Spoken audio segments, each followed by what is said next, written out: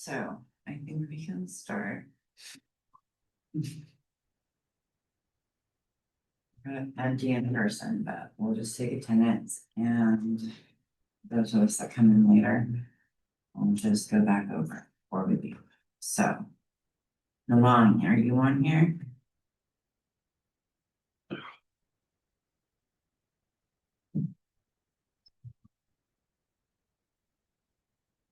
Sam Anderson? Frankly?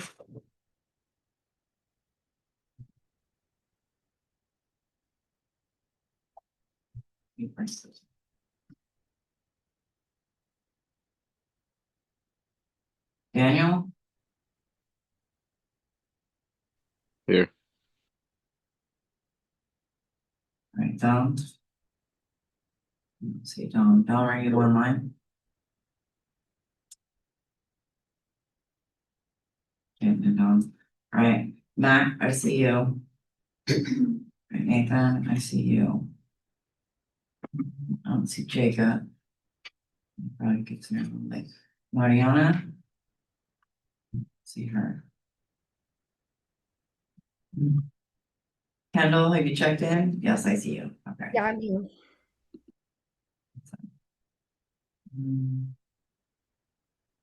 Yeah.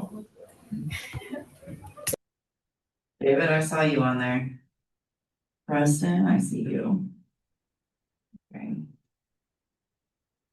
Sam, I see you. Sam. I see both Sams. All right, Kale. I thought I saw you, Kale. Are you there? Thank you guys. Yeah, I'm here. Hi. Oh, I saw you. Okay. As more people join, I kind of lose you in the mix. Okay, so Mia.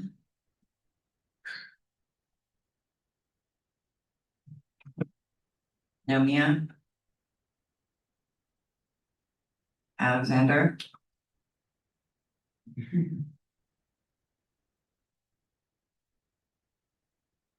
Elijah, I think I saw you.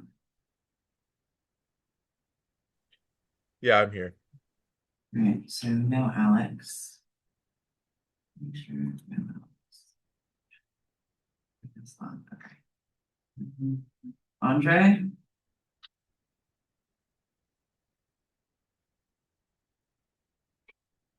No Andre, Will John? Alexandra?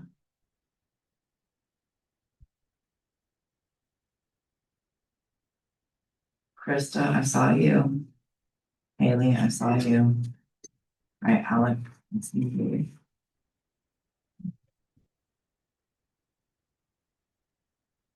Alvin? Logan, I see you. Aubrey, I see you. Rodney, I saw you online as well. All right, Cassie? No, Cassie. Riley, I saw you. Josh? I see you. See you. All right. Adriana, I don't see her. So we're good. For now. What we're going to start with today, guys, is we are going to be watching the rest of that TED Talk, right, on generational trauma. Did we have time over the weekend to touch on that, to think about that a little bit, and to ponder on it a little bit? It's okay. It's okay. We're going to ponder on it a little bit more today, right? And this is how we're going to connect concepts that we're looking at from the book. This is where I differ. I don't necessarily always pull my lectures from the book. Give you a foundation, and then we kind of take our lecture into real world applications, right? So we really understand more than we just regurgitate. Right? That's my goal. Now, that being said, before we kind of dive into that, anybody have anything they thought about in regard to generational trauma they want to share? Would someone mind closing the door? We'll be discussing a lot more, and then when I get this going, it might be a little loud. Anybody wants to touch on Also not only affect the person that is affected by the generational trauma, but it could also affect how they perceive, like, if they have also have children, that's how they raise their children, that's how they also different, unless they have like nieces or nephews that are in charge of anything. It's also just gonna shape how they view everything socially. It's just leading up to, even if they didn't get, they understand that that's not how everything's gonna be, it's still gonna influence them socially. You spoke very quickly, sir. Sorry. That's okay. Maybe it's just because I didn't take this weekend as a break. I feel like I got a lot done, but I did not feel very rested. So that may be on me today. But what I gathered from that is you're saying that generational trauma can affect the way that they interact and interpret the world and their experiences in it. Essentially, if I was to summarize that, yes? Okay, cool. And you're not wrong. Absolutely. Right. I also think that if you exist in a society in which you see yourself and your own, come on in. I don't think so. So I was kind of like buying a little more time chatting. Okay. Hey. Mark, you here while I dump this up real quick.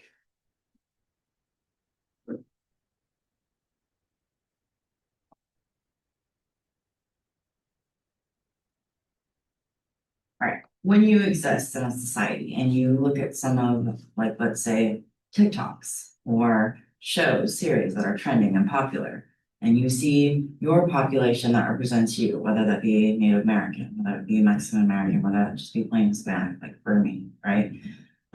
Or that be, let's say, German, Irish. It's another good one that's very prevalent in there. Amish, right? Mennonite, okay? Things that are identified in a certain way that you would include yourself, right? Certain cultures, certain population groups, okay? You see them and how they're depicted on TV and how society sees them, and you don't necessarily agree with that, or you think it shows a sense of ignorance. How is that going to reflect on the way that you interact with others? Right? How you interact in society as a whole, right? If you feel disenfranchised, if you feel marginalized, if you feel misappropriated or misrepresented, right? That can cause a lot of different outcomes in terms of your interaction, your acceptance, and how you feel accepted, right, within society. These are things I want you, constructs I want you to think about as we watch the rest of this particular video. Now, we left off, I'm gonna rewind it just a tidbit, right? Because we have had just enough time off to completely forget where she was at. I'm not going to rewind the whole thing, right? But we are gonna get to the part where she's talking about the part where we're connecting epigenetics and environment to outcomes and generational trauma, okay? So, can everybody see the TED Talk on Zoom included? Yes, Zoom. Yes. Okay, cool. We'll go back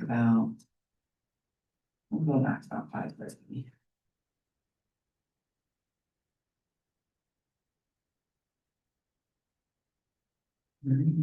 For awe in response to the environment that create alteration affecting the way the genes work.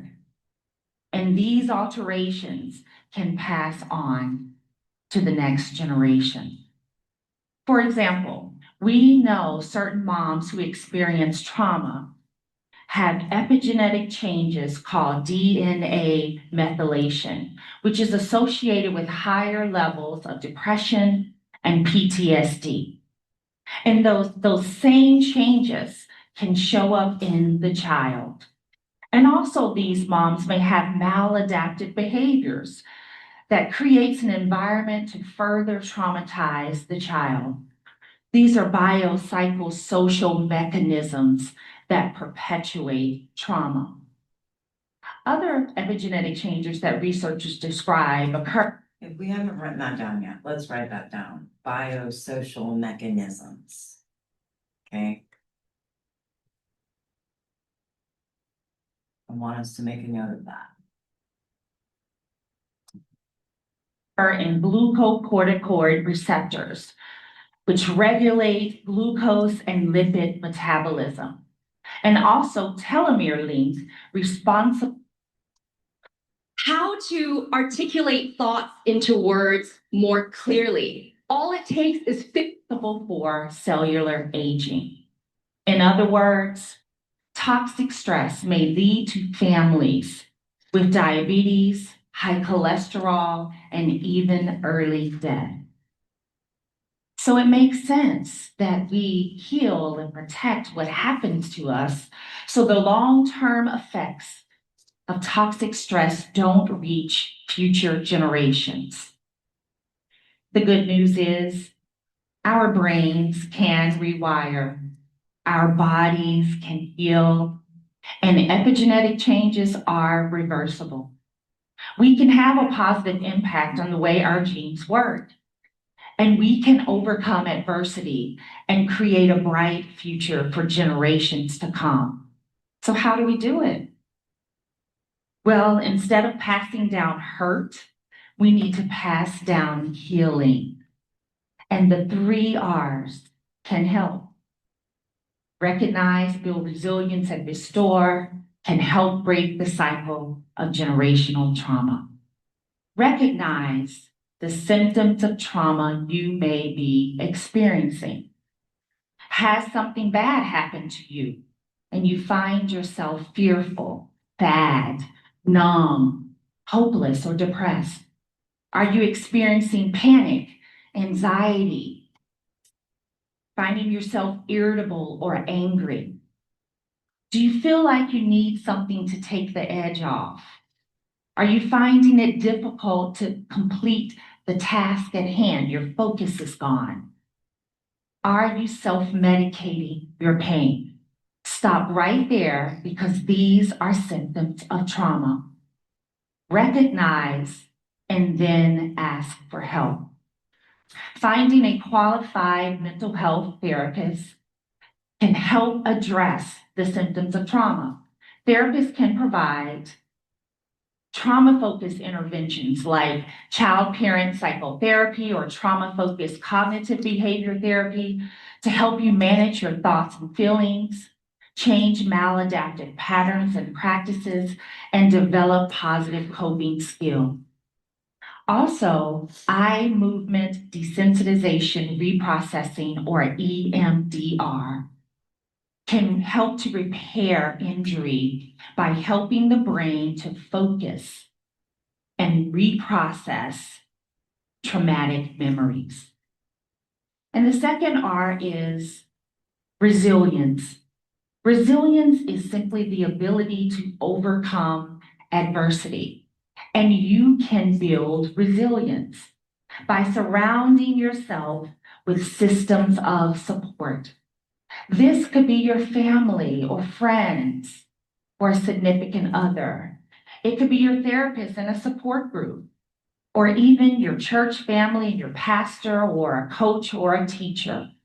Having healthy relationships can provide the safe, stable, nurturing connection and positive experiences your brain and body need to reset.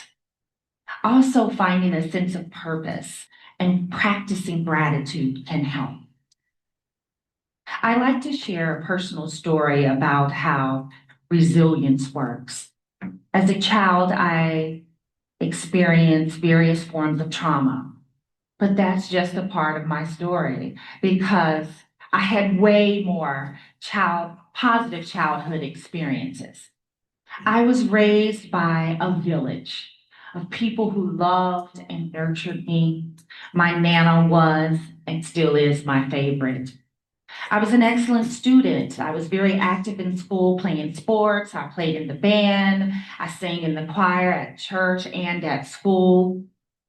You see, having all of these healthy relationships, safe environments, and positive experiences helped me get through tough times and helped me heal. Now, that doesn't mean that the trauma didn't hurt and I don't remember it, but what it means is that I didn't break and I flourished through good and bad times. I owe my success as a pediatrician, wife, and mom to the gift of resilience. Learning anatomy and physiology is painful. But what if you've been And the last R is restore. Restore the brain and body through healing practices. Pediatrician, ACE champion, and California's first Surgeon General, Dr. Nadine Burke Harris, prescribes healing practices. She advises that we eat a well-balanced, healthy meal. Yes, drink plenty of water, eat lots of fruits and vegetables, but also get adequate amounts of sleep and regular exercise. I love her advice to practice mindfulness by getting out in nature. Take a walk, sit on a park bench and chat with a friend, and remember to breathe deeply. She also supports the value of healthy relationships and mental health intervention when needed. Recognize, build resilience, and restore. The 3 R's work together to regulate a dysfunctional stress response system and enhance the brain and body's healing powers. We all will experience something traumatic in life. And as much as we try to prevent it, children will experience adversity too. According to psychotherapist Kristen Langley-Obal, we repeat what we don't repair. I'm asking you to repair today. You can break the cycle of trauma in your family. You can repair and pass down healing. And you can build up your next generation. Thank you.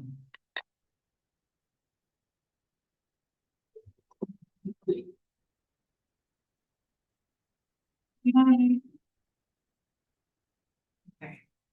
So what do we take from that? I'm just curious. She talked about how we have to be aware of the trauma and not just ignore it and give a couple symptoms of them and kind of told us how to deal with it. She gave you some R's. What are the R's that she gave you? Recognize, resilience, and restore. Recognize, resilience, and restore. We'd have those on deck, Logan. I like that. Now,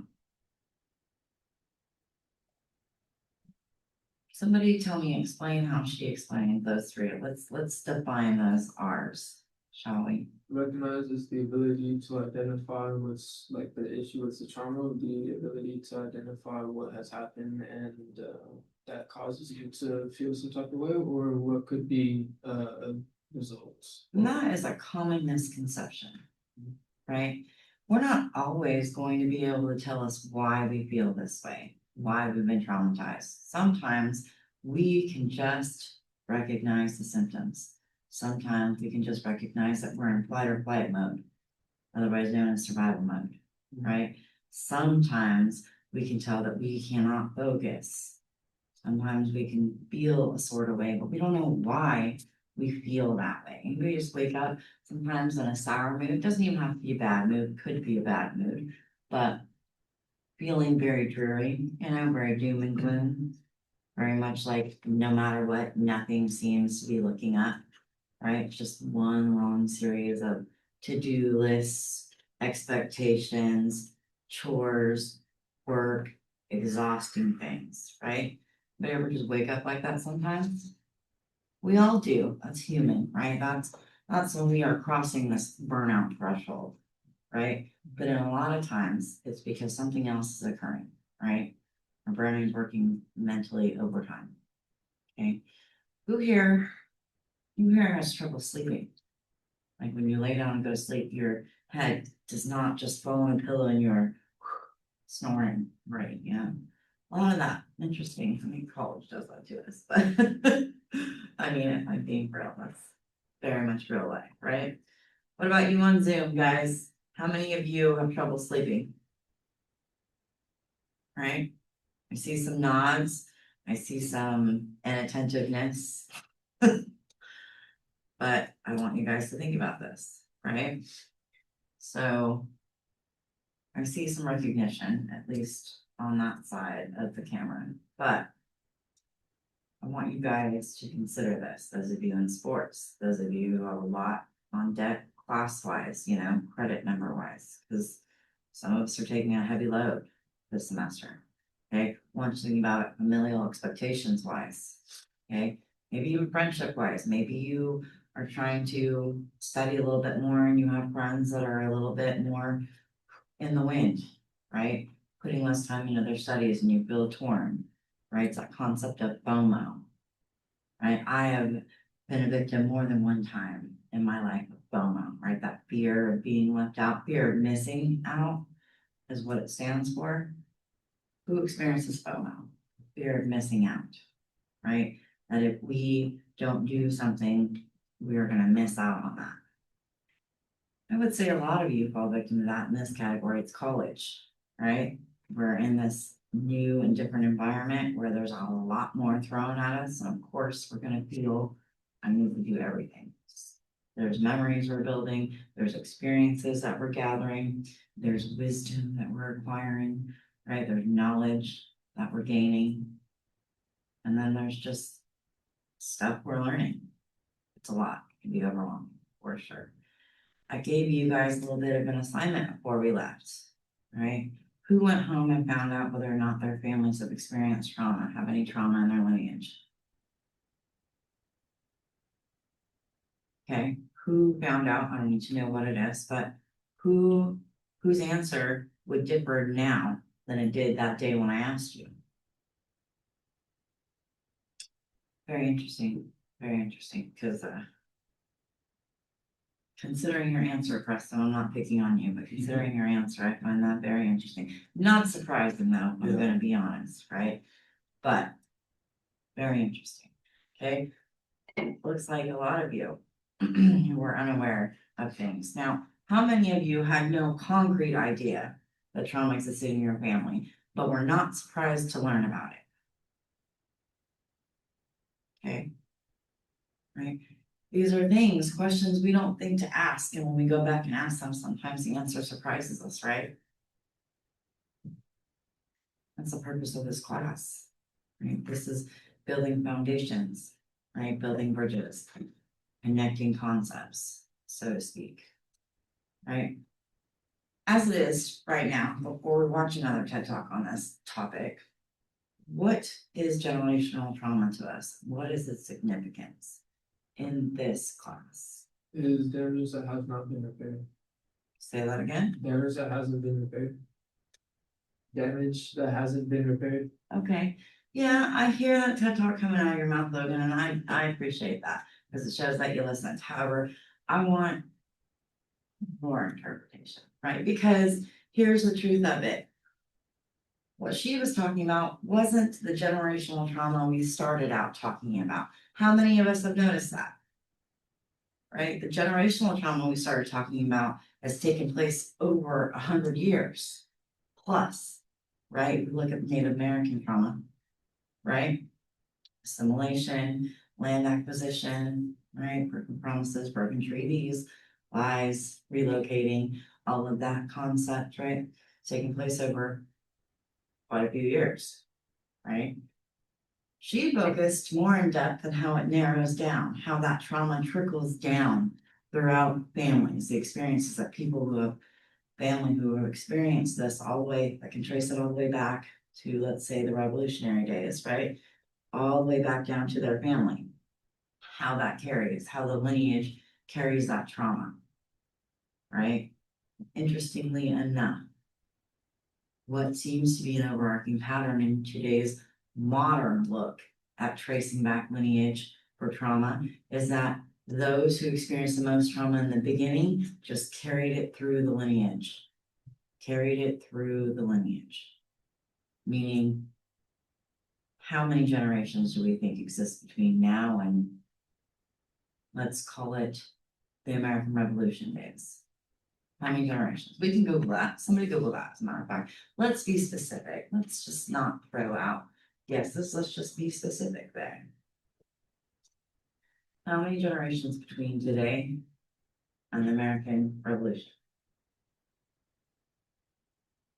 Not really as many as we would probably think, right? 8 to 10. 8 to 10. It's not a lot, is it? In the grand scheme of things, right? Because each generation represents a person. Only one person. We can have several within our family in that generation, but we're only going to descend from one of those people, right? So each generation, so that's 8 to 10 people, right? Who knows the rule of 6 degrees of separation? And really, I love teaching you guys new things like this. So there's a theory that we are all connected, right? Through no more than 6 people, right? Meaning that Preston, you and I may be connected, right? Through a matter of 3 people. You may know someone that knows somebody who then knows me, right? And we have met this way, but say we go to a party somewhere and you're like, what are you doing here, Professor? And I'm like, what are you doing here, Preston? And you're like, I know so-and-so. I'm like, oh, well, I know so-and-so. And then we find out that middle person that knows them both, right? Probably the one throwing the party, right? But essentially, we are not separated by anything more than 6 people, 6 degrees of separation. Each person represents a degree of separation, right? So we are all much more connected than we consider. That is the notion, right? And so when we think about that, that is the general consensus. That is the theory that's actually pretty widely accepted, been pretty widely accepted. Some people dismiss it in some circles, but concept of that is not unrealistic, especially in a town here like Enid, right? Who feels like Enid can feel like a very small town sometimes? We have the population to be metropolitan, but it gives off that small town vibe, small town feel, right? I can't tell you how many times I've met somebody and they're like, wait a second, you know so-and-so? I'm like, yeah, I know so-and-so for many years now, right? Like, how have we never met before? Because it's such a small world. Or I have a best friend, we'll be talking about things and we'll have met the same family. But for instance, she was dating the older son, I was dating the younger son. No idea, right? This is occurring at the same time.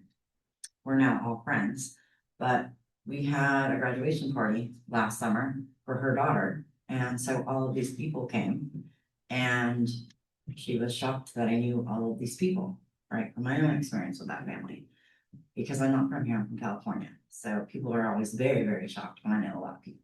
But I've been in it for 20 years at this point, right? Working off that 6 degrees of separation, I've had 20 years to really close the gap, right? Now at this point, I've assimilated and worked so many places, especially working in crisis intervention, right? I've worked in DDSD, which is for the state. I've worked in the medical field. Okay. I also worked in retail and I worked as a waitress. That about sums up all of Enid, doesn't it? So at some point, I met somebody from all walks of life. Okay, that's life. But the important part about that, I think, is if we're looking at context of generational trauma from an overarching perspective, right?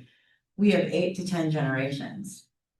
All of us are only separated by, let's say, 6 people, right? And each generation only represents a person, right? It's a very minimal difference of 6 people to 8 to 10 people. It's very, very minimal, right?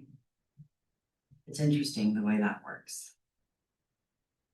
And in that context, if you have something terrible happen to you in that very beginning of where you trace your lineage, American history-wise, right?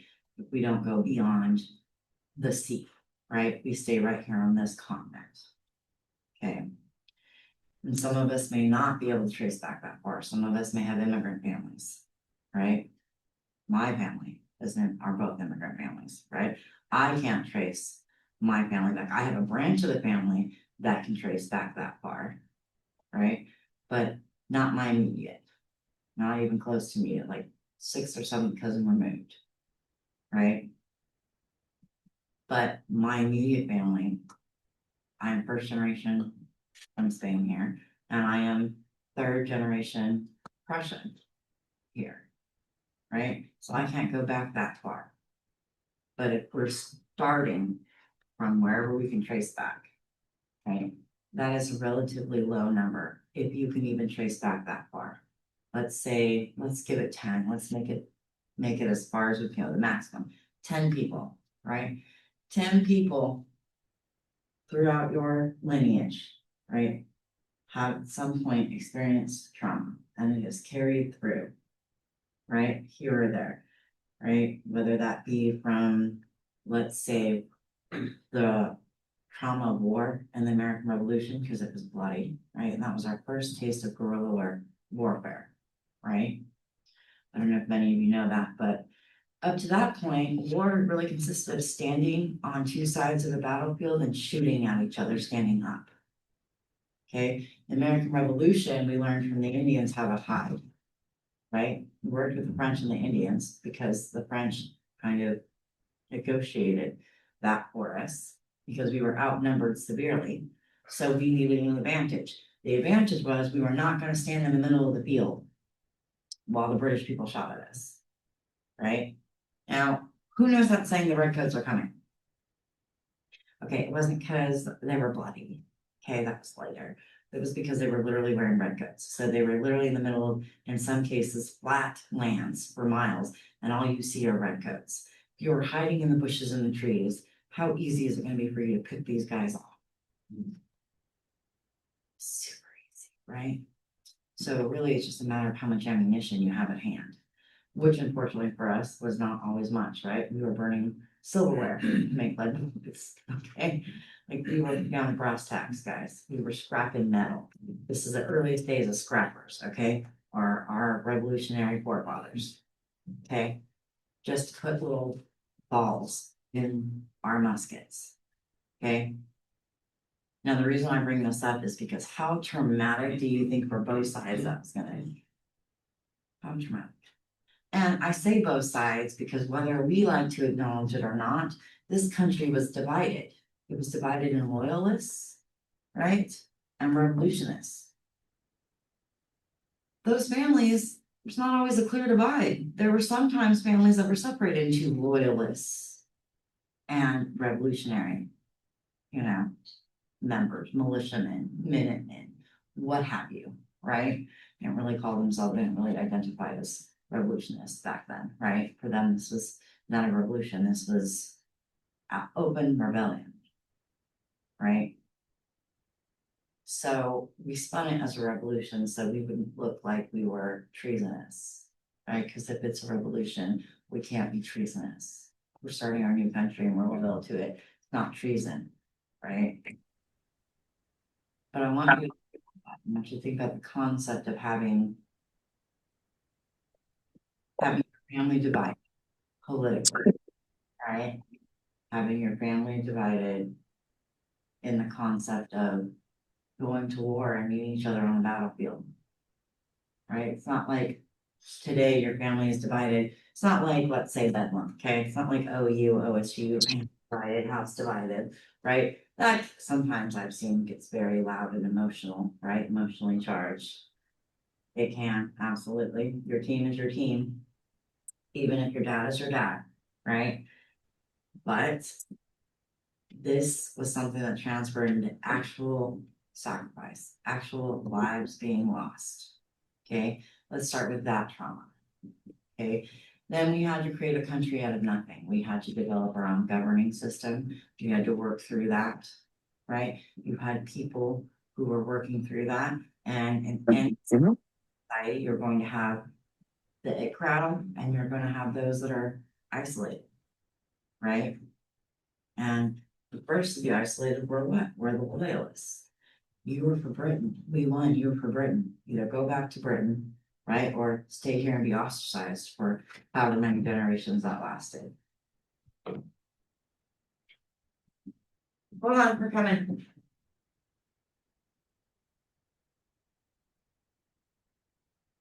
So when we think about this, and we think about this isolation, we think about this initial trauma, okay? And it's not just battle trauma, right? It stems later into mental and psychological trauma because after we won and we're creating a new government and we're distrustful of anything British, including loyalists, right? Some of who stayed here, right? We ostracized them. We didn't treat them very kindly. On the flip side, had they won, probably would treat us very kindly. Right? It's kind of how it all comes out in the wash. Right? Victor tells the tale. Victor sets the rules. Okay? That in of itself is its own trauma. When we come down the line and we need more land and we start creating more injustices in relation to Native Americans, moving them, relocating them, right? Disenfranchising their own autonomy, their own governments, right? Considering ourselves arrogant, right? A lot, and interestingly enough, when you look at history, I think something that's always overlooked because we want to demonize the fact that we did commit a lot of these atrocities, a lot of this negativity, a lot of this, we'll say, disenfranchisement, right? Disillusion within the American, Native American communities, okay? I think, and I say American, Native American, it sounds redundant, it's not, because they're Canadian Indians and they are North American, so they are also Native Americans, right? I'm talking about solely to our country, our borders, okay? But in this context of doing these wrongs to these American, Native Americans, a lot of it was done, quote unquote, with the best of intentions, right? We took their children and put them in Christianized schools, right? Almost to galvanize them in Christianity, right? Because we assumed that their religions or it made them and their civilization less than ours, when in reality, so the sophistication of their civilizations were on par with us, if not above ours, right? We didn't see it that way because we had a lot of ethnocentric tendencies. Who knows what ethnocentrism is? Well, let's Google it right now. Best way for all to remember it. Ethnocentrism. It's ET. Is it when you base, HNO. Keep going. is it when you create, an opinion on another culture or whatever based off of your own beliefs? Based on your own culture, it's when you measure everything against your culture, but your culture is always so. We'll say what's a good word for that. Supreme, huh? Superior. Superior would be an excellent word for that too. Yes, you are approaching it from the context that you are better. It's arrogant, right? And everything and every choice you make in relation or interaction to the outside culture would be based on this notion of superiority, right? Or advanced civilization, right? You are more civilized. That's why we apply that unfortunate name savages, right? That was our way of determining that we are civilized and they are not, right? Even though in reality, you really look at that word and I don't think there isn't a culture here that doesn't fit that word at some point. Even within the Native American concept, because not because they weren't civilized, because they were literally savage. You know what I'm saying? You had some tribes that scalped people, hung them by trees. I mean, not all tribes were kind and glorious and nature loving. Some were war loving. Some were warmongering, right? That goes back to Europe though too. Look at warbound tribes. Look at the Visigoths and the Vikings, right? Anglo-Saxons come from Saxons, right?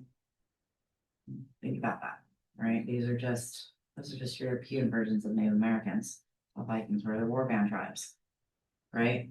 Nomadic peoples, conquered and collected.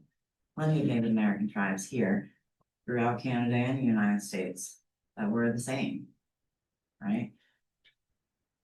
all cultures come in all shapes and sizes and varieties, right? Some are more violent than others. We learned that as we moved west, right? A lot of the horror stories we had, besides in Massachusetts, right? A lot of them as we moved west, we learned were not friendly to the white settler, and they were not having it. They lost a lot of lives over that. The Oregon Trail was no joke for many reasons, Native Americans among them. Okay, not all Native Americans. And that was our problem as a society, because Americans were all the same. We assumed that Native Americans were what? All the same, right? Another misconception that we apply that has its own reverberations through history in terms of generational trauma. Okay, but if we're tracing through our roots as we kind of started with this, and we have that history of the American Revolution trauma, and then we go directly, not very long after, into the Civil War, right? That was super traumatic for us as a country, period. Why? Because people were killing people they know. Well, I mean, same concept in the revolution, that was a new concept, but there was only one country involved in that war, right? We were exterminating ourselves over ideals, right? When you break it down to brass tacks, right? And you think about the generation trauma that occurred there, and that's its own thing, right? War creates its own generational trauma. But then you have those that were enslaved, that's its own generational trauma. You have Native Americans over here who have been moved, relocated, stepped on, right? Treated poorly. I mean, almost exterminated to, to a point somewhere, probably exterminated, right? Because some didn't survive out more than another 2 generations after that, right? We may not have killed them all in one go, but we killed enough of them so that they could not continue to procreate without mixing interracially or just tribally, right? So we're killing one tribe when we do that. We're creating a new lineage, essentially. But look at all of this stemming back, and this is only 10 to 8 generations ago. So if we're already at the Civil War, probably already 2 generations in. So now we're 6 generations away, right? Maybe less. Because you think about 10 generations, if it's only one person and we want to count all the generations, we really can't. Why can't we? About how long is a human lifespan? How long is one generation? 50 years. Huh? About 100 years? Used How long has a person lived? Just under usually 100 years right now. Back then, It's like not quite, right? That's about half that.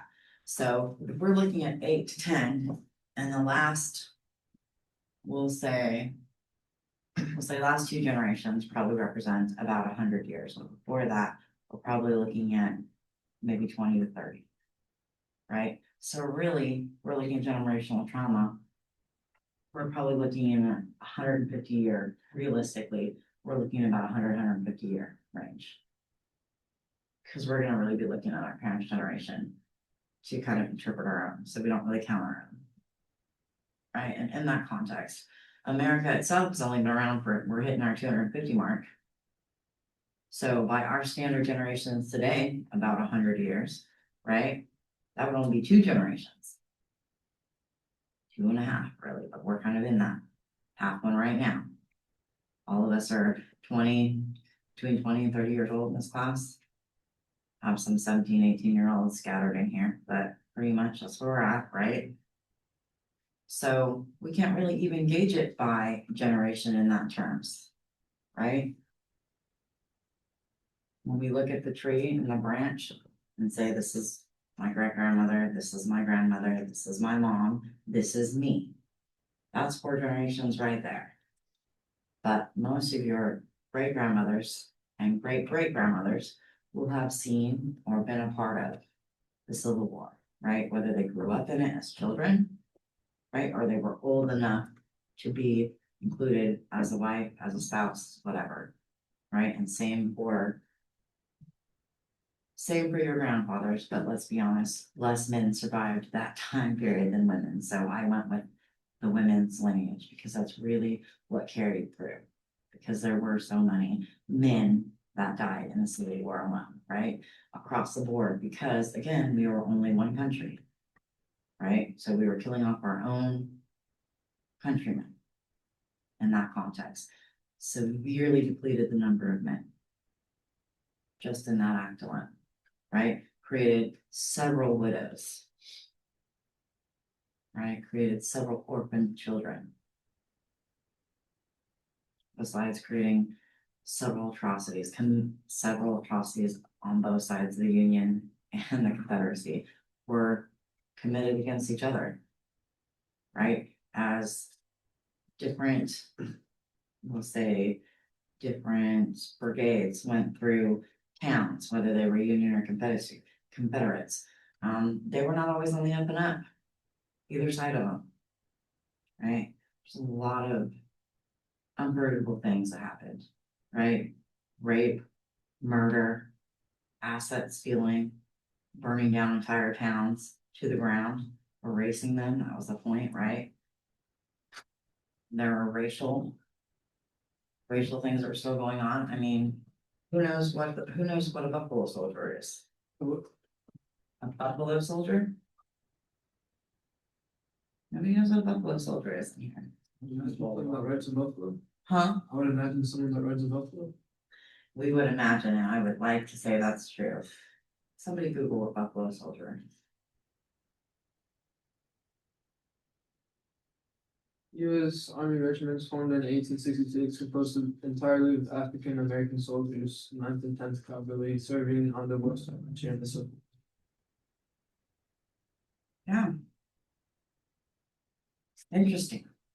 That in the Civil War of all things, that we had entire units comprised of African Americans.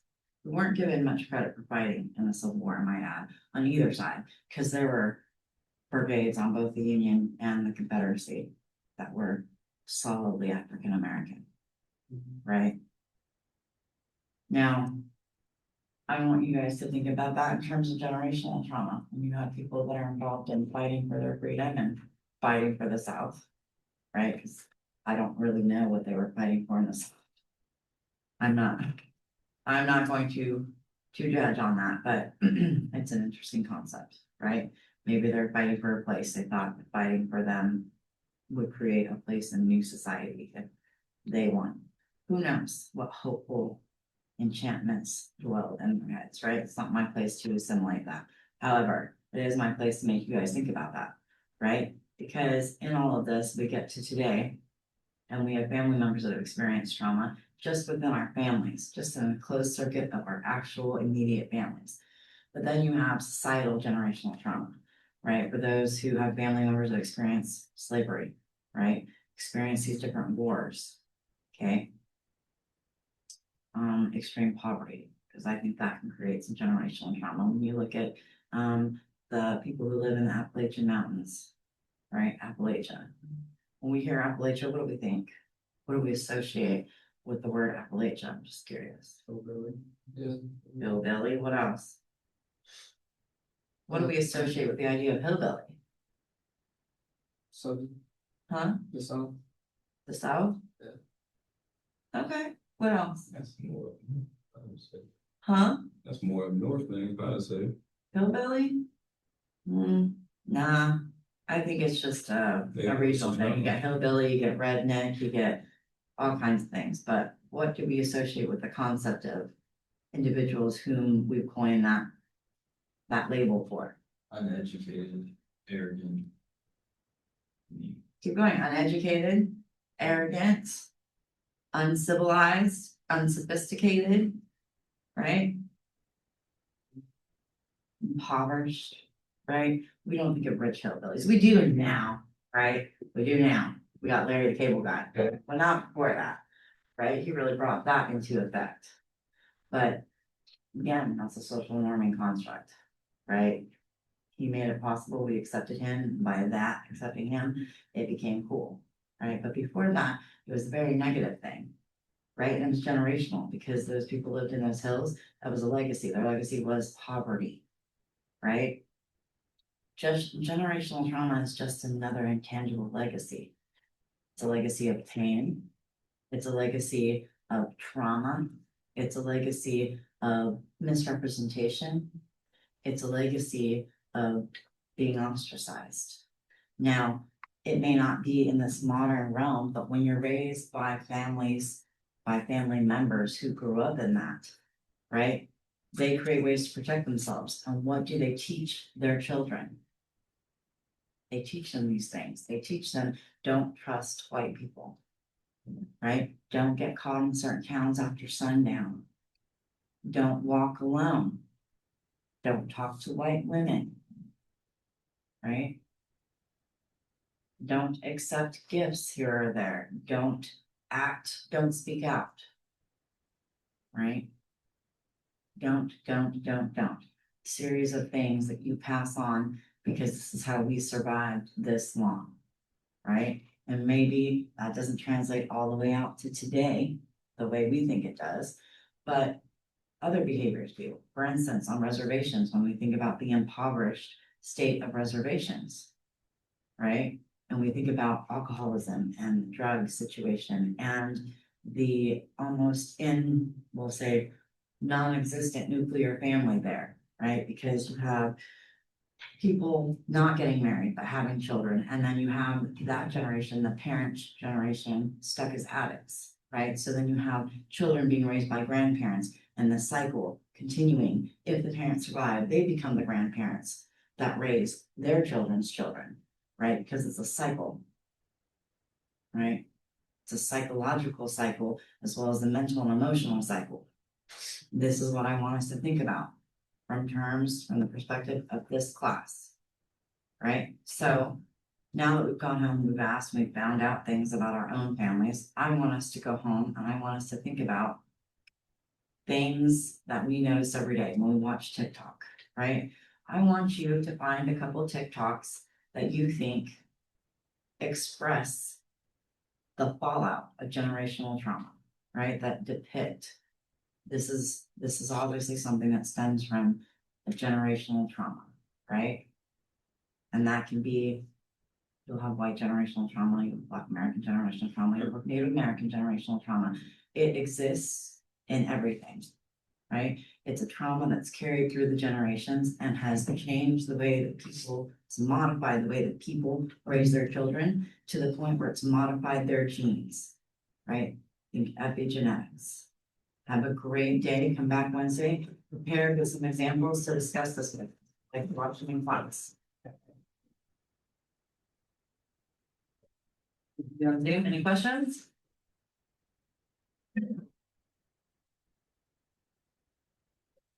I was wanting to like, presentation.